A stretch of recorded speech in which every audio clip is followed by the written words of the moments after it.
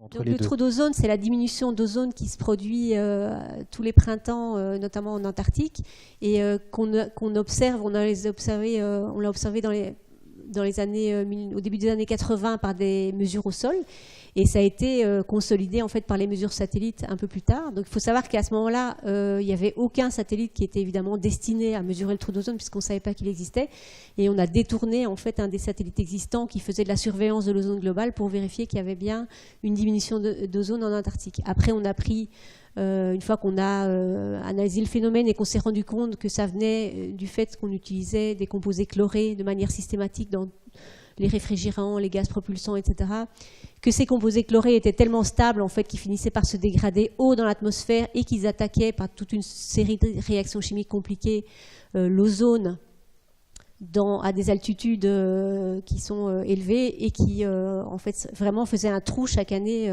au-dessus de l'Antarctique. Eh bien, on a continué les systèmes de surveillance. Donc oui, il y a bien des satellites qui ont été lancés dont l'unique but, c'est de surveiller la concentration en ozone au pôle, sur les deux pôles en fait.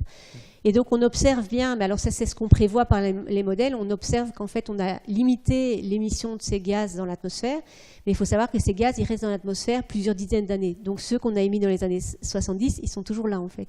Mais par contre, on voit qu'on n'en émet plus de nouveau puisqu'on voit une stabilisation de ce trou d'ozone.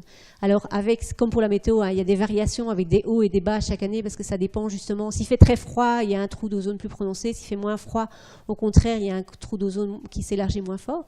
Mais donc on a pour l'instant une stabilisation et on voit les niveaux de chlore dans l'atmosphère qui diminuent. Donc on s'attend à ce que ce phénomène se produise, soit moins amplifié et que ce trou d'ozone se résorbe et qu'on arrive au niveau qu'on connaissait dans les années 70. Voilà, donc un problème qui est en voie de résolution. Voilà, tout à fait. C'est un bon exemple, c'est un excellent, je donne toujours ça comme exemple à mes étudiants, un excellent exemple de coopération entre le monde scientifique qui a alerté sur le problème, ceux qui ont essayé de comprendre les phénomènes et le monde politique qui a pris des mesures très rapides en fait et très efficaces.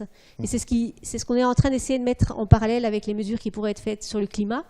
Mais là où c'est beaucoup plus compliqué, c'est que pour le trou d'ozone, il s'agissait de limiter une série de constituants qui étaient tous construits en fait par 6 grosses multinationales dispersées en gros en Europe et aux États-Unis.